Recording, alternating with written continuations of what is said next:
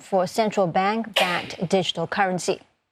The U.S. Treasury also announced last week new tax reporting rules for digital coins.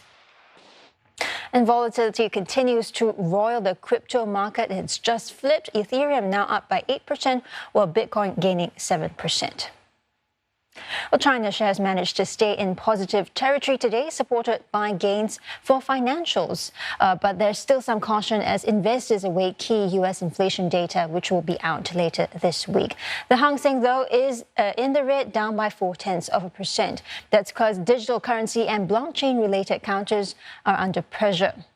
Hong Kong-listed OKG Tech, an affiliate of crypto exchange OKCoin, tumbling more than 13% this session, and Huobi Tech, an affiliate of crypto exchange operator Huobi and BC Technology Group, down by more than 20%. Well, Japanese shares are higher, though. The Nikkei up by 0.2%, boosted by sentiment from the U.S. factory activity data, which was out last Friday. But losses in chipmakers are weighing on both the Kospi at the moment, and the TAIEX was earlier negative territory, is now up by 0.2%. Now, investors are also keeping an eye out for the U.S. Federal Reserve's read on inflation later this week. With a number of central banks due to announce monetary policy decisions this week, investors are watching to see if ultra-easy monetary policies will be rolled back. And we asked one analyst if such fears are warranted. Central banks don't tend to move that quickly. So if they're now only in a position where they're thinking about removing stimulus, I think they need to see a much longer series of data first that gives them the confidence that they're doing the right thing. The way that I would think about central banks is this. It is very easy for central banks to catch up if they feel they've fallen behind. It is very difficult for them to reverse course if they've gone too early. So the path of least resistance for central banks is to maybe wait and see a little bit longer. So with that, the markets will be very sensitive to comments. But at the same time, I do think central banks will be sitting on their hands now for a number of months, pending a series of data that shows them that things are recovering. Other central banks in the region, it's quite clear that the likes of India, Indonesia, Thailand, for example, markets that generally tend to focus more on domestic consumption as opposed to export. And also, of course, there's a big tourism sector within the region as well. These markets are clearly still struggling with the uptick in COVID cases, and that's going to have an impact, of course, in terms of domestic consumption. So no real chance here of a move in terms of regional central banks anytime soon. So I think it's very much a global story. Things will change slowly, but there is still so much uncertainty out there in terms of restrictions, lockdowns, and economic activity that central banks for now are just happy to take a wait-and-see approach.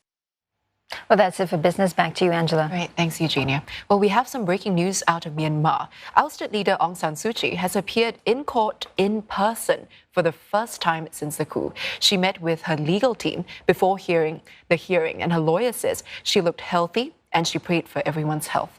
Ms. Suu Kyi faces 6 charges, including sedition, and we'll be tracking this story through the day. And still ahead on Asia Now, why efforts to revive the 2015 Iran nuclear deal are reaching a critical juncture. And later, sniffing out the coronavirus, why man's best friend could prove invaluable in this task.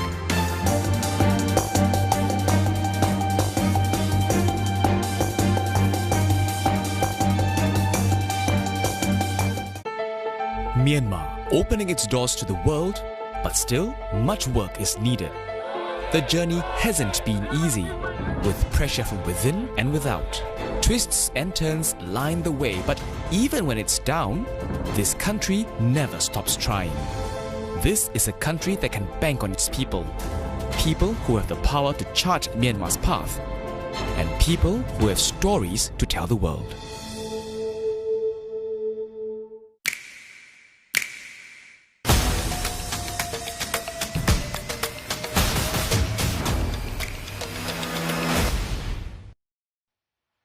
Companies across the Asia-Pacific region are being told to go green, and increasingly their efforts are now tied to how much financing they can secure. But a lack of transparency in some supply chains is hampering efforts. Gwyneth Teo shows us the solutions that are out there. For every tree that goes into making this furniture, seeds are sown for a new one. At least, that's the idea. For the past 6 years, homegrown furnishing brand Scantique has offered to pay suppliers more for their wood, as long as they plant new trees. It's doing this to offset the carbon it emits in the process of making its furniture. But as for whether those trees are really planted, we take their word for it though, and then we actually do see photos that they send. Hey, by the way, we have done this, and it was okay, thanks, or like an agreement. It's all right, thanks, great. While industry watchers say companies can manage compliance in their supply chain relatively cheaply with technology, the people in developing countries may not know how to use it. On top of that, Scantique doesn't really know how much carbon it produces from tree to table. And while there are entities that sell carbon offsets, there's no standard price, and this impacts operational costs. Because there is no proper standard, it's very hard to enforce to say, hey, you need to do this, and you need to hit these certain measures. We kind of know we are heading in the right direction, but then to quantify is, okay, what's your carbon emission? What's your carbon footprint? And then to go to that extent, I think it's a bit more difficult. In the last year and a half, Singapore has gotten a lot more serious about greening the financial sector. Besides strengthening its resilience to climate change, the country is also looking to help companies capture the benefits of sustainability. It's prepared to back this up with capital, while encouraging green solutions and innovation. For companies that want to keep track of their sustainability practices, it may be a case of being willing but unable to do so for now. But there are startups that are working on solutions that could help them in the near future. One firm is hoping to help set a standard price of carbon globally with data. Currently, transactions take place between 2 parties at a time, and prices are not disclosed. There is not a lot of transparency around what is transacted and what the price of that is. So what we've managed to do is work with those in that ecosystem through the landscape, and they are sharing their data with us, and now we're working with Platts, S&P Global Platts on global indexes. So we'll be able to bring something very new to the market. As sustainable practices come under increasing scrutiny from governments, lenders and consumers, businesses are expected to walk the talk. And it all comes back to financing.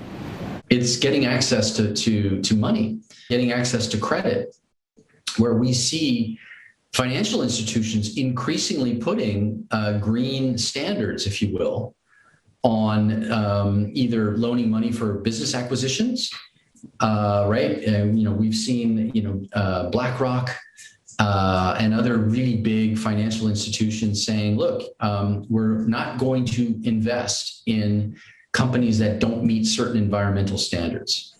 With the environment increasingly a priority for consumers and crowdfunding also seen as a fast and effective way to raise cash, the onus is on businesses to make green a lot more transparent.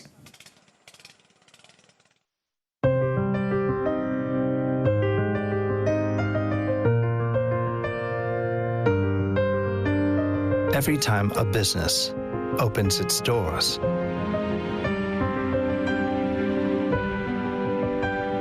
it opens up possibilities throughout Asia. And while some doors close,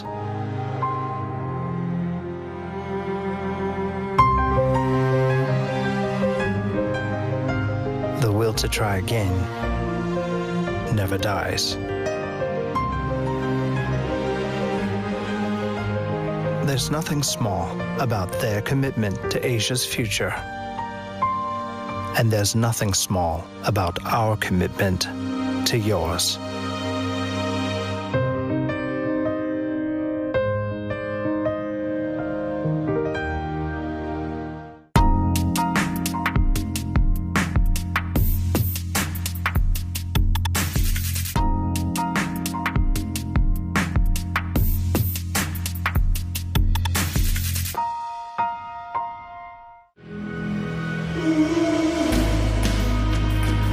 Biodiversity is booming, which is inviting for some local foragers and farmers who embrace edible wildlife. We're the largest organic banana grower in Singapore. This is jam. Amazing. So the mulberries are from the garden. No, that's delicious.